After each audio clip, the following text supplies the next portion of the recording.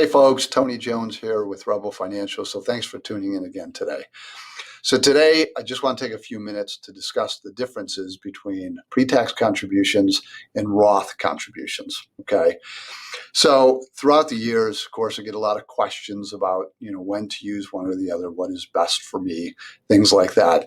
I also get people that say, I want to invest in a Roth, which to me doesn't surprise me because, the investment world is so confusing that when you're first, stepping your toes in it, there's a lot of confusion. Okay. So the first thing I want to say is you will have to open accounts to purchase investments, right? And the investments can all be the same: stocks, bonds, mutual funds. You could have two separate accounts, that's a Roth and a pre-tax, and own the exact same things. So it's not about what you're trying to purchase. It's really about the tax treatment that you're trying to get from that account, okay? So let me first start by telling you what a pre-tax, what benefit that is and how that works. And it doesn't matter if I'm talking about a 401k or a 403b or an IRA. A pre-tax contribution will go into the account before you pay income taxes on it. It will be after you pay Social Security, but it will be after you pay, before you pay your income taxes, right? So you get one benefit from the get-go. That money through the years is going to grow tax deferred. So that's your second benefit. So this money has grown, never been taxed, and then when you go to pull it out, you will be taxed on every dollar that comes out, okay? So that's how that works. And again, it doesn't matter 401k, 403b, IRA. The other one that we're going to talk about is the Roth.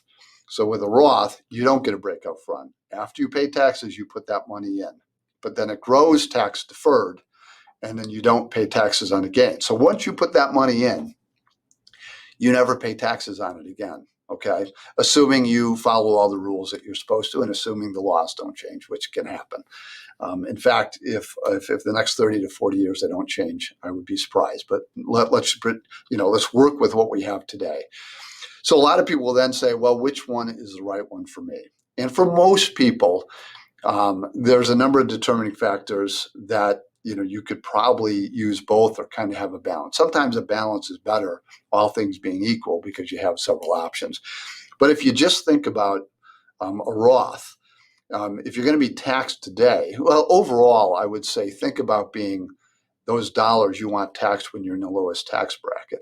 So if I'm somebody who's just starting out my career and I'm making $25,000, but I hope to be making, six figures down the road, well, why not just pay taxes when I'm making $25,000, especially if I'm young, and just let the money grow.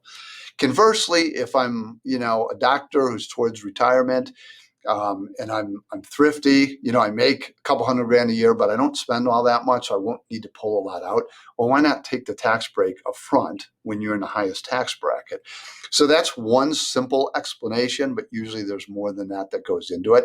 I mean, that's why I always suggest you want to talk to a financial advisor or do the research yourself to see what might be best for you. So if you want help from us, put the comments below. You subscribing would be helpful to us and liking this video. But otherwise, we appreciate you tuning in.